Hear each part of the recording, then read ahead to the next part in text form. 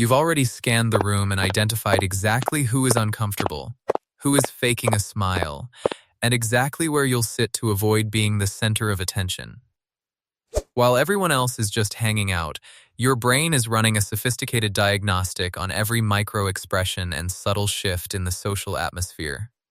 This isn't just being shy, it's a specific architecture of the mind called emotional hypervigilance. Here are the 7 signs your brain is wired to see the invisible wires holding the world together.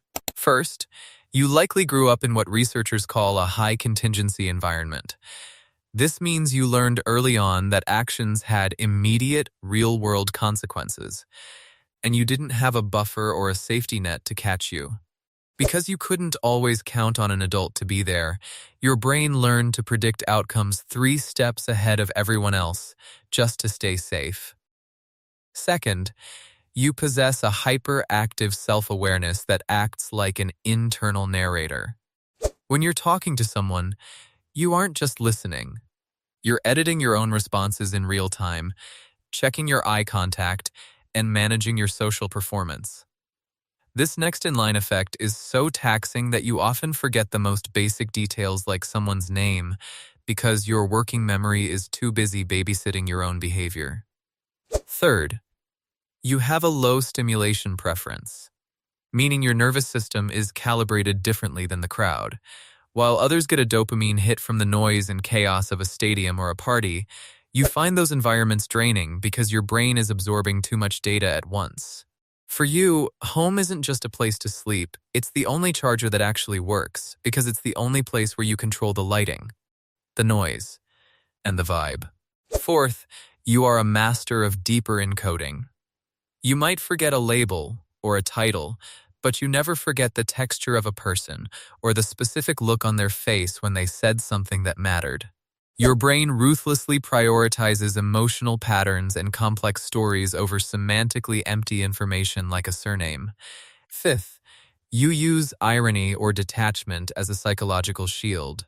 You learned early on that being visible often means being vulnerable, so you keep people at arm's length with a joke or a quiet observation.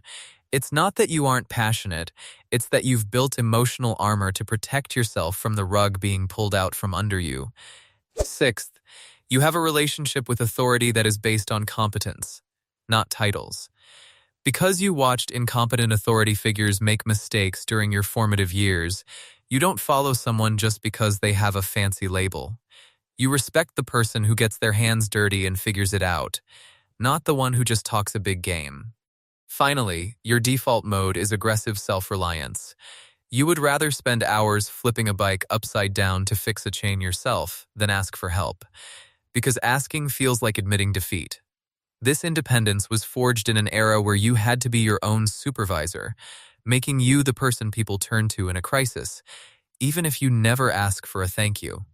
The truth is, emotional hypervigilance isn't a flaw, it's a survival mechanism that has turned you into a bridge between the analog and digital worlds.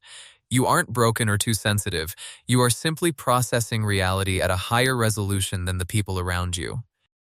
If this description felt like someone was finally reading your internal blueprint, hit subscribe to join a community that values depth over noise. And if you want to understand why your ability to be alone is actually your greatest competitive advantage, click the next video on the screen right now. I'll see you there.